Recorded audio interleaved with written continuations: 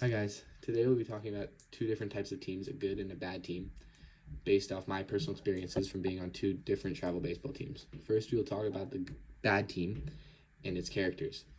We have the coach, we have the coach's kid, and the new kid who just made the travel baseball team, which is me, Dom. Boys, congratulations on making the team. Just to go over a couple ground rules on what this team will look like throughout the season. We will practice 3 times a week, and everyone on the team will be allowed to play during the game, whether that's hitting or being able to play in the field. Boys, this season has not been going well at all, and it is not on me at all. I'm not the reason we're losing. I played 4 years in college at a D1 college. I was an All-American in baseball in the high school level. I am not the reason we're losing. I'm coaching you guys the correct way. You guys just aren't applying it to the game, and it's all on you guys. I can't take any of this blame. It's all on you. Hey, Dad, can I talk to you for a sec? We got to blame Dom for this losing streak we've been on. He is not good at baseball. He never will be as good as the rest of the team at baseball. You think we can cut him? Because he's the only reason we've been losing games. Oh, damn, I just dropped that fly ball. Dom, since you just dropped that fly ball, you're benched. You're done. You guys are going to run. This practice is going all night. You guys are going to run until they kick us out of this place. That is unacceptable. You cannot drop volleyballs like that.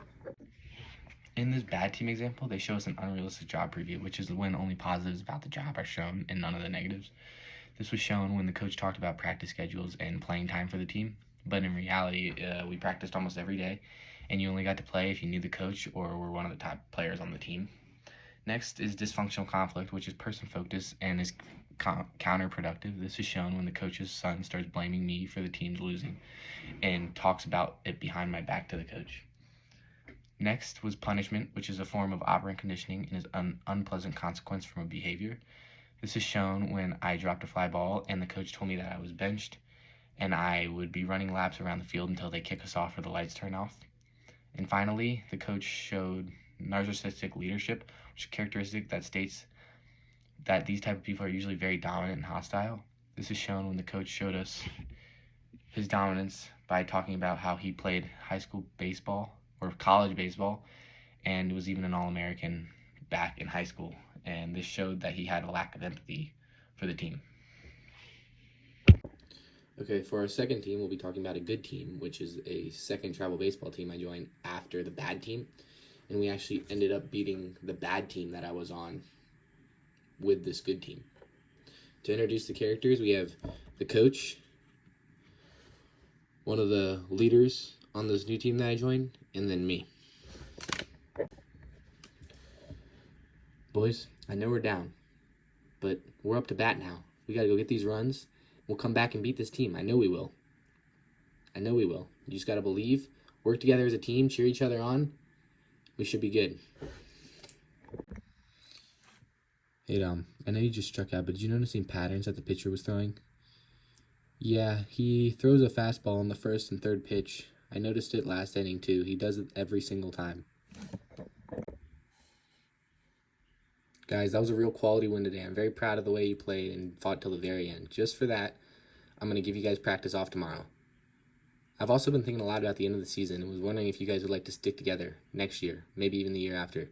Coach, I could play with this team forever. I will never leave this team. In this good team example, they show us informal leaders, which are people who engage in leadership activities without formal recognition. This is shown when a kid on the team steps up before a big inning and hypes the team up and gets them going so they can do well that inning. Next was positive synergy, which is performance gains that result when individuals and departments coordinate. This is shown when me and my teammate communicate after I just struck out about what we saw, any patterns about the pitcher. Next is positive reinforcement, which is a reward given after a behavior. This is shown when the coach rewarded the team after a big win and gave them the next day off for practice. And finally is group cohesiveness, which is how willing the group is to stay together. This is represented when we said we want to play together next year, and we even ended up staying together for 4 years. I asked AI to generate me these images to help me better visualize what the teams would look like.